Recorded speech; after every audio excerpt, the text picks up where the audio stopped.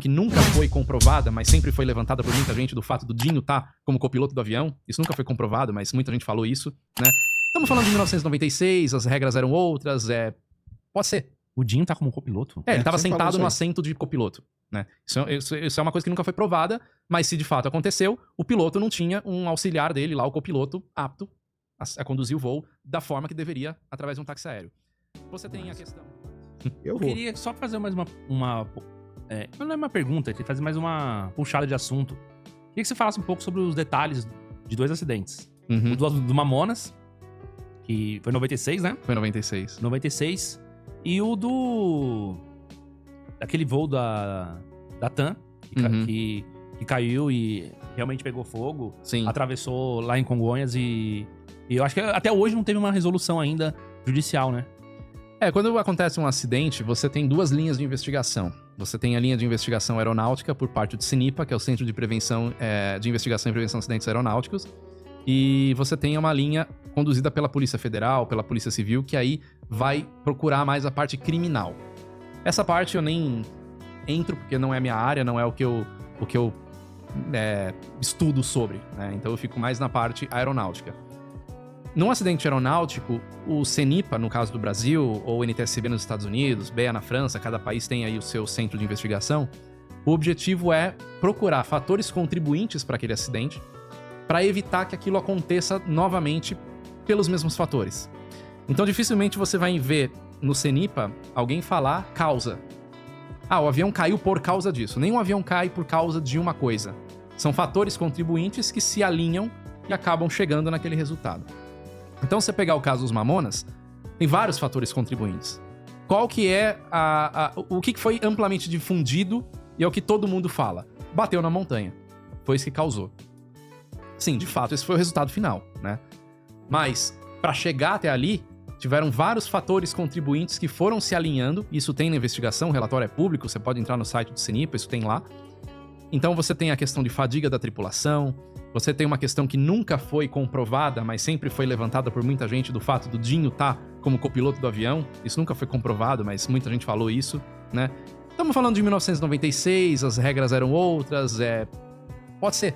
O Dinho tá como copiloto? Ele estava sempre falou sentado isso no aí. assento de copiloto, né? Isso é uma coisa que nunca foi provada, mas se de fato aconteceu, o piloto não tinha um auxiliar dele lá, o copiloto, apto a conduzir o voo da forma que deveria, através de um táxi aéreo. Você tem a questão dele ter se comunicado com a torre ter passado uma informação, ele entendeu outra, né? virar para um lado, virou para o outro.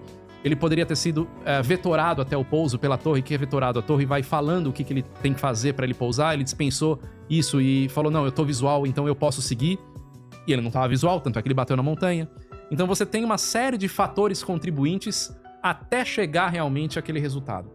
Nossa, poderia ter sido evitado de diversas formas. Diversas formas desde o começo. É por isso que quando uma investigação de acidente aeronáutico acontece, não é só a investigação ali da máquina que se acidentou e das pessoas que vieram a falecer. Eles vêm rebobinando, né? Tudo. Eles vêm rebobinando Desde até... o treinamento do piloto, desde a fabricação da aeronave, desde do relacionamento do piloto com outras pessoas.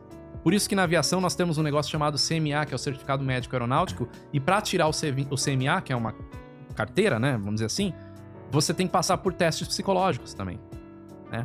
E as empresas aéreas também têm isso dentro da empresa, além do CMA oficial mesmo da... O do né? Mamonas, eu lembro que eles foram pesquisar o dia, cara. O dia do piloto já começou. O Porque dia, o Mamonas tinha esse lance de exatamente. fazer vários shows, né?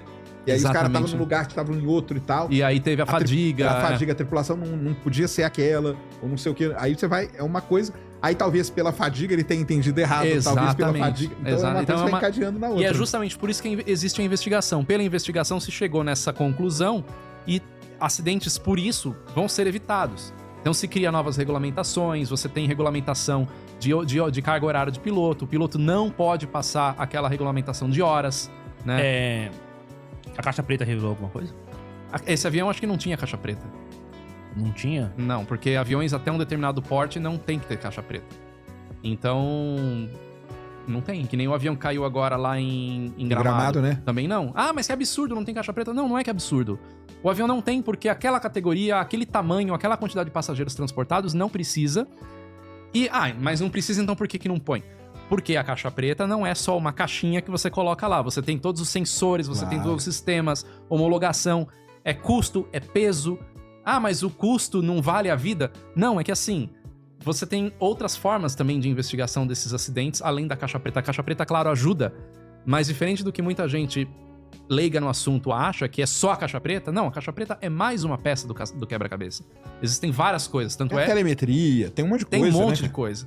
Tanto é que o acidente dos Mamonas foi concluído, a investigação, sem necessidade da caixa preta.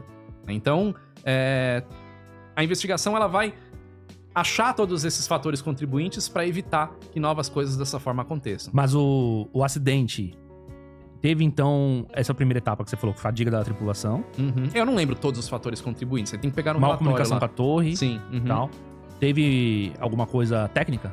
O avião? Não. Não? Teve mais essas questões operacionais mesmo.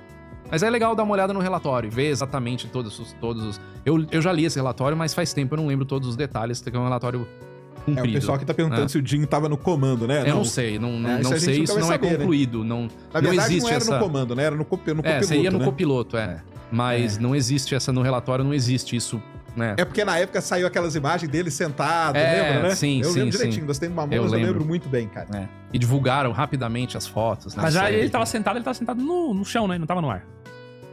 Do que? Nas fotos? Não, que tem foto dele tirada sentado no cockpit. Sim. Lembra que saiu uma foto dele? Parece que ele sentava às vezes, mas aí não dá pra saber se era zoeira, então, se era de, né? Hoje em dia, isso é impossível de acontecer.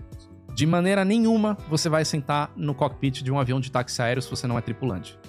Não tem como. E se fizerem, tá completamente errado, isso é passível de punição e nenhum tripulante vai correr esse risco. Aconteceu com a aviação, cara, o 11 de setembro, né, cara? Uhum. É um marco pra aviação, entendeu? Aquilo ali mudou muita coisa.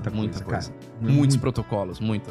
Você tem dois marcos muito importantes na aviação, principalmente nos Estados Unidos, que os Estados Unidos dita a tendência pro mundo inteiro.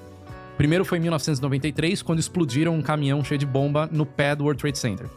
Não envolveu a aviação, mas esses caras entraram nos Estados Unidos pela aviação. Isso daí foi 93? 93. A partir dali, começaram a colocar os pórticos ali de raio-x e tudo pra... Não em todos, mas em alguns... Muitos aeroportos já tinham isso daí. 11 de setembro, mudou tudo. Foi criado nos Estados Unidos a TSA, que é aquele órgão de segurança dos aeroportos. E hoje não existe mais em nenhum lugar do mundo você entrar num avião sem passar... Num avião comercial, sem passar por um sistema de segurança. Então... Aconteceu isso justamente por conta, né, porque antigamente tinha, antes de 2001 tinha, mas os caras conseguiram entrar no avião e fazer o que fizeram, né? No caso de 93, eles eram o quê? Do que você disse? Não sei, pode chamar de terrorista? Sim, tentar terrorista. Sim. Mas eles tentaram derrubar uma das torres gêmeas, explodindo um caminhão no subsolo. Pra pegar as colunas e aí ela ser tipo implodida, né? CD, né? Mas não conseguiram. Aí... Mas eles vão investigar o 11 de setembro, eles voltam até esse atentado. Isso aí é o começo da célula. Sim, exatamente. Então, então eles já eram da Al-Qaeda. Eu já acho que era Al-Qaeda. Esse atentado, se eu não me engano, foi Al-Qaeda também.